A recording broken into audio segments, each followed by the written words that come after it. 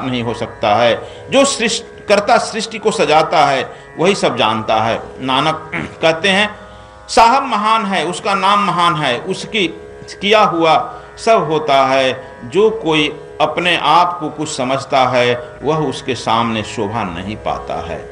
यहाँ पर कह रहे हैं जो तो तीर्थ व्रत करता है, पुण्य करता है, उसे तुम्हारा तिल भर अहंकार बढ़ता है ना तुम लोग का भी। लेकिन श्रवण और जो मनन करता है, श्रवण और मनन पर हम बोल आए पहले, वह आंतरिक स्नान हो जाता है, वह पुण्य से भरने लगता है। भगवान बुद्ध जो है 12 साल तक तपस्या किए, शरीर सूखकर कांटा हो गया। और उनसे जब पूछा गया कि आपको कैसे प्राप्त हुआ, तो कहा कि नहीं, हमको करने से कुछ प्राप्त नहीं हुआ, वह तो पहले से प्राप्त था। यदि वो कहे कि पहले से प्राप्त था, जो है द्वैत हुआ, उसका भान मुझे हो गया, ज्ञान हो गया। गुरु आश्रम में गुरु जो देता है आपको सेवा, वो एक तरह से आपको वह तपस्या हुआ। जो सेवा का मौका देता है वह तपस्या हुआ। जैसे राजा रघु थे, भगवान राम के पूर्वज थे। देखो किसी का पूर्वज का नाम हम लोग क्यों इतना लेते हैं, उसके पूर्वज में कैसे कैसे लोग हो आए हैं, तब ना उसमें राम पैदा लेगा। कंस के घर में तुम राम कह देगा, आ जाएगा, कृष्ण आ जाएगा। रावण घर राम आ जाएगा। इसलिए उसकी कई पुस्तकों का पीछे से बात आता है। राम के पूर्वज थे रघु, जिसे रघुवंशी कहा गया है। रघु जो है अपने गुरु का आदेश दिए थे कि जाओ गाय चराने के लिए, मेरे गाय चराने के लिए। अब बताओ, मां बाप का इकलौता लड़का, तुम लोगों का लड़का आवे, मैं कहूँ जाओ गाय चरा कर लाओ, खिलाओ, तुम लोग दूसरे दिन 1 घंटे में हाजिर हो जाएगा ना, मोबाइल से फोन होगा कि देखिए आपके गुरु जी हमको गाय चराने के लिए, खिलाने के लिए कहें, हमारा यही काम है। तुरंत आ जाएगा ना झगड़ा करने के लिए। गुरु जी आखिर समझ क्या रखे हैं हमारा स्टैंडर्ड। लेकिन उसी राज का राजा में वशिष्ठ हैं, और वही कह दे कि जाओ हमारे आश्रम को गाय चराने के लिए जंगल में। बेटा जब रात हो जाए तो वहीं रुक जाना। बताओ, एक राजकुमार का काम है, 14-15 साल का लड़का है जो राज है, और खाना पीने के नहीं भेजेगा किसी को, नौकर चाकर, उसको बॉडीगार्ड कमांडो चलता है। लेकिन वह गाय चरा रहा है। अर्धरात्रि हुआ, एक गाय पर छलांग लगाया शेर। शेर की आंख चमकती है ना, और जंगल में बैठा है। वह लड़का 14-15 साल का किशोरावस्था को प्राप्त है, और हाथ में तलवार है, क्षत्रिय है, जान देना जानता है। तुरंत तलवार लेकर कूद गया उस शेर के ऊपर, उसकी सिर पर लगा दिया। तो कूद कर भाग चलता, पेड़ पर चढ़ जाता ना, सिर पर लगा दिया। शेर घबराया, कहा कि युवराज क्या कर रहे हो, तुम युवराज हो, अपने मृत्यु का निमंत्रण मत दो। मां बाप के अकेले हो, अयोध्या के उत्तराधिकारी हो, मैं जानता हूं तुम्हारे राज्य में मैं रहता हूं, यह मेरा भोजन है, मेरा भोजन ग्रहण करने दो। युवराज भी कहा, रघु कहा, शेर हट जाओ यहां से, यह मेरे गुरु की संपत्ति है, मैं सेवा में हूं, तपस्या में हूं। यदि किसी भी तरह से गुरु की गाय की जरा भी क्षति हुई तो मेरी क्षति हुई, और तुम्हारा सर धड़ अलग कर दूंगा। ललकार दिया, अकेले जंगल में उस लड़का ललकार दिया शेर को ना। शेर हंसते हुए कहा, तुम बच्चे हो, हट जाओ, मेरा भोजन है, कहने दो। कहा कि हम बच्चे हो या बुढ़े हो, इससे अंतर नहीं पड़ रहा है। मैं बहुत बार जन्म लिया हूं, और एक बार गुरु की सेवा में, गुरु की भक्ति में भी प्राण चली जाए तो अच्छा, इससे अच्छा कुछ भी नहीं हो सकता है। लेकिन मैं जीते जी गाय पर हाथ नहीं लगाने दूंगा, हटो, अन्यथा तुम्हारा सर धड़ अलग किए। शेर हटना पड़ा। गाय के बैठा था, हट कर नीचे उतरा। लेकिन तुम राजकुमार भी हो ना। जी हां, मुझे भोजन दो, मैं भूखा हूं, मैं तो अपना भोजन कर रहा था। युवराज कहा, भोजन भूखा हो? तुरंत अपना धोती पहले फुल पैंट शर्ट नहीं था ना, धोती अपना उठाया, कहा लोग मेरे जांग में इतना भोजन है कि तुम्हारा भूख मिट जाएगा। अब शेर को आश्चर्य हुआ, जो राज एक छोटी सी गाय के लिए अपने को अस्तित्व पर लगा रहा है। जी हाँ, गुरु के, मैं गाय की रक्षा में हूं, गुरु की जरा सी भी गाय की किसी क्षति हो जाएगा, मेरे अस्तित्व खतरा में पड़ जाएगा, मेरी भक्ति खत्म हो जाएगी। कहते हैं वह शेर से ही नारायण निकल आया। जहां तुम्हारी अंतिम परीक्षा हो रही है वहीं तुम पास हो सकते हो, वहीं फेल हो सकते हो। वह नारायण निकल आया और वो हाथ उठाकर कहा, तथास्तु, तुम्हारी भुक्ति पूर्ण हुई, तुम्हारा वंश अनंत तक यात्रा करेगा। इसी से कहते हैं रघुवंशी। राम भी कहे हैं, लक्ष्मण जी कहे, रघुवंशी मह जहाँ कहाँ होई, तहाँ अस बचन न कहाँ ही कोई। कहे कि रघुवंशी जहां हो, जनक जी ऐसी बात मत कहिए। उसी से रघुवंश चला, बस चला ना अंत की यात्रा में। तो यह मत को जो तुम कर रहा है, तुम्हारा वह वंश में अनंत तक चलेगा, वह फलेगा।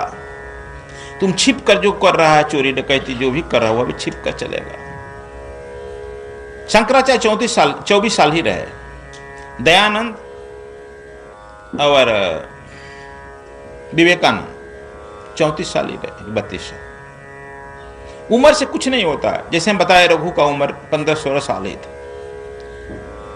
और जितना कम उम्र होता है तुम्हारे बुद्धत्व के और ज्ञान के लिए, उतना उचित होता है। जितना उम्र बढ़ जाता है उतना जो है चिंताएं बढ़ती है। चिंताएं शादी के बाद बढ़ने लगती है निरंतर। पत्नी पर आती है, फिर बच्चा पर आएगा, फिर नाती पर आएगा, पोता पाए पर पोता। और लड़का जब पैदा होता है देखता है वो बाबा से प्रेम करता है। थोड़ा बड़ा हो जाता है तो बाबा को छोड़ देता है, देखेगा नहीं, बुढ़ा बुढ़ी कहने लगेगा, अपने बाप से करता है। जब ही उस लड़के का शादी हो जाएगा, बस बाप को भी छोड़ देगा, अपने पत्नी से करने लगेगा। उसको जब लड़का होगा वो अपने लड़के से प्रेम करने लगेगा। लड़का को जब लड़का होगा अपने पोते से। प्रेम लगातार नीचे गिरता है, नीचे गिरता है। जब तुम्हारा प्रेम नीचे गिरने लगता है, यह मोह हो जाता है। प्रेम नहीं, मोह हो गया ना। प्रेम तो ऊपर बढ़ता है ना, ऊर्ध्वगामी होता है। बाप, बाबा, दादा, वो परमपिता परमात्मा, पिता के पिता तक चला जाता है, ऊर्ध्वगामी होता है। जब यह ऊर्ध्वगामी होता है तो प्रेम होता है, और निम्नगामी होता है तो यह लोभ हो जाता है, पाप हो जाता है, मोह हो जाता है। तुलसीदास जी रामायण में कहते हैं, मोह सकल व्याधि कर मूला। मोह ही सब दुखों का कारण है। इसलिए देखो, इस प्रेम के बारे में यह भी कहे हैं मीराबाई भी, नीत नहाने से हरि मिले तो जल जंतु होय, फल मूल खा के हरि मिले तो बहादुर बंदर आय। जो कबीर जिस भाषा का प्रयोग करते हैं, नानक जिस भाषा का प्रयोग कर रहे हैं, वो मीरा भाई भी कह रही हैं, नहाने से यदि हरि मिल जाता है तो जल जंतु, तो जल का जंतु सब जीव तो उसी में रहता है ना, मगर मच्छी, वो क्यों नहीं हो जाता है? फल फूल खाने से कहते हैं कि बाबा बड़ा सिद्ध है, वो फल फूल खाता है। तो बंदर और बंदरिया तो फले फूल खाता है, शाकाहारी है ना बंदर बंदरिया, तो हो जाएगा। कहते हैं तुलसी खाके हरि मिले तो पूजू तुलसी झाड़, पत्थर पूजे तो हरि मिले तो मैं पूजू पहाड़।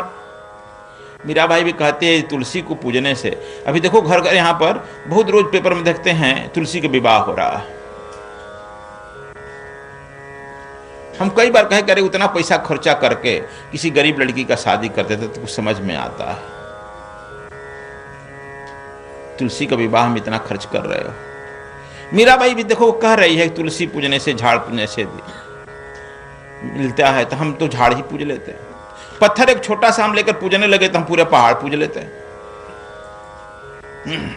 इसी बात को कहते हैं कि तृण भक्षण से हरि मिले तो बहुत मृगी यज्जा, स्त्री छोड़ने से हरि मिले तो बहुत रहे हैं खोजा। बड़ा कठोर बोल रही है मीरा जी भी। मैंने सुना हूं कि एक बहुत बड़े कवि थे पंडित कुंभदास, और वे अच्छा कविता करते थे, भगवान के भक्त भी थे।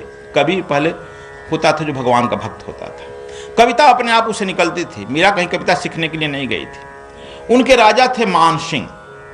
मान सिंह एक दिन उनकी सुबह सुबह चिंता होने लगी तो सोचे कि चलिए जरा मिल लें गुरु जी से उनके घर,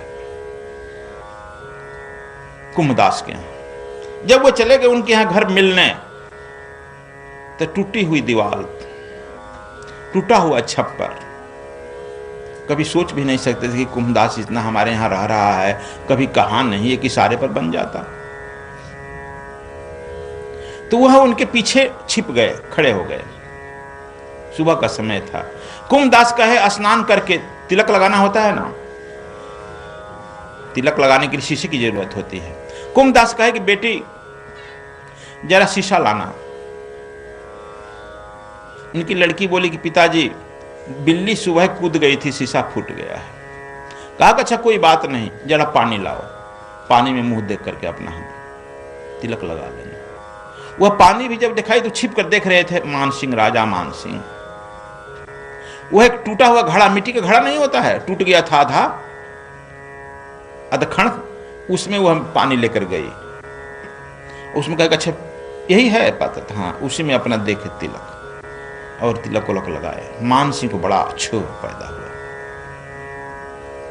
बताइए मैं किस काम का राजा कि मेरे गुरु हैं और इतनी दुखद घटना में रहते हैं। लौट गए, स्वर्ण रजित बड़ा सा मिरर लेकर आए, स्वर्ण सब पात्र लेकर आए, खाने पीने का सब सामान लेकर आए, और महल बनवाने का व्यवस्था करने के सब लेकर आ गए, और दंड प्रणाम किए। गुरुदेव इसमें आप मुंह देखिए अपना। अच्छा ये देखिए पार्तरी हम लाए हैं सोने का। देखे ऊपर से नीचे, कहे कि तुम्हारी कुछ सामान स्वीकार हो जाएगी, लेकिन एक बात मेरा भी स्वीकार करना पड़ेगा। मानसी कहा कि क्या? कि आज के बाद मेरे घर मत कभी आना। तुम जो है मुझे दुख समझते हो, वह मेरा दुख नहीं है, अल्प में मेरा काम चलाना है। मैं जो हूं अप्रग्रही हूं, कम से कम सामान रख करके अपना काम चलाना चाहता हूं। मैं तुम्हारे ऐसा राजा नहीं हूं कि मैं शौक श्रृंगार से रहूं। मैं अप्रग्रही हूं। अपने पत्नी और बच्चे को कम से कम सामान में व्यवस्था में काम चलाने के लिए खुशी खुशी रहने का मैं सबक देता हूं। ये सामान से खुश नहीं प्राप्त हो सकती है राजन, इसलिए मैं तुम्हारा सामान तो कुछ ग्रहण कर रहा हूं, लेकिन मेरे शिष्य हो, मेरा एक निवेदन है, आज के बाद मेरे घर मत आना। आप समझ लो। तो यहां पर गुरु नानक देव कहते हैं उसकी महिमा को व्यक्त करना अत्यंत असंभव है, मात्र इशारा किया जा सकता है, पूर्ण रूपेण व्यक्त नहीं किया जा सकता है। हम जितना उसका व्यक्त करने के कोशिश करेंगे उतने संसार में उलझते जाएंगे। मकड़ी का जाल दिखता है, मकड़ी जितना जाल बुनती है उसमें फंसते जाती है। तुम लोग हम लोग भी सब वही करते हैं, कहते हैं गुरुजी बस यह काम हुआ कि हम मुक्त हुए, अब हमारी नौकरी इतने दिन की हो गई, हम मुक्त हो गए ना। आश्वासन देता है बस पेंशन मिलने लगा। अरे गुरु नानक देव को कौन नौकरी हुआ, पेंशन मिला? हम लोग जितना कहते हैं कहीं आश्वासन देते हैं अपने मन को, गुरु जी को भी आश्वासन देते हैं, कहीं नहीं छूटने वाला। वह मकड़ जाल है, इतना सूक्ष्म रूप से मकड़ी वह जाल बना, उसके मुंह से वह निकलता है ना जाल कहीं मार्केट से नहीं खरीदती है। हम लोग भी जो भी जाल बेटा बेटी का जाल नापते हैं, यह जाल में फंसते हैं। यदि उस जाल में कुंभदास भी है लेकिन उस जाल से मुक्त है, जनक भी है उस जाल में, ये नहीं कहते हैं कि छोड़ दो, लेकिन उस जाल से मुक्त है।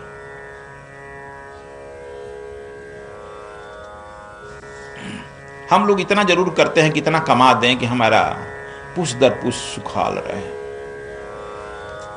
है संभव? कहा गया पुत्र से पुत्र तो क्या धन संचय। यदि पुत्र तुम्हारा सुपुत्र है तो क्या धन संचय करेगा, वो कमा लेगा। पुत्र को पुत्र तो क्या धन संचय, यदि पुत्र को पुत्र है तो संचय करके जाएगा, पी खा जाएगा। गुरु नानक देव कहते हैं कि बुद्ध पुरुष इस जमीन पर शब्दों का प्रयोग करते हैं केवल तुमको इशारा करने के लिए। बुद्ध पुरुष है, नानक पुरुष देव, ये तुमको केवल इशारा करने के लिए शब्दों का प्रयोग कर रहे हैं, और केवल शब्दों में उलझ जाएगा तो फिर उन्हें नहीं पकड़ पाए, वो तो इशारा करते हैं। जैसे एक बार भगवान बुद्ध ने इशारा किया कि देखो चंद्रमा उधर है, उंगली से देखो मेरे अंगुली के ऊपर देखो पेड़ दिखाई पड़ता है, पेड़ के ऊपर चंद्रमा है। अब तू अंगुली ही पकड़ लो तो चंद्रमा नहीं दिखाई पड़ेगा। आप देख रहे हैं सद्गुरु स्वामी कृष्णानंद जी महाराज का जपजी साहिब भाष्य। इसके उपरांत स्वामी श्री का संत कबीर वाणी एवं भगवत गीता पर भाष्य प्रसारित किया जाएगा।